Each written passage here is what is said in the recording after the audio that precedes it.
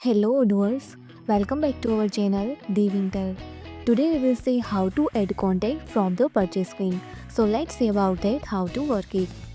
You can see here a module Dev contact person on purchase. First install this module, so click on this activate button.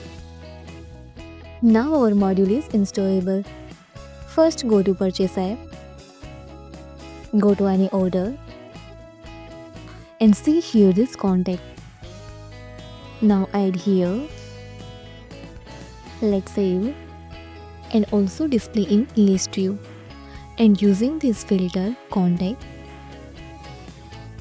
you can easily see here that which 4 added contact.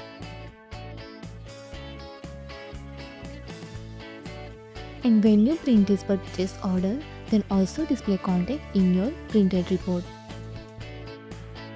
So now print this order and see here contact name in your printed PDF report. If you found this helpful, do it like, share and subscribe. Thanks for watching this video.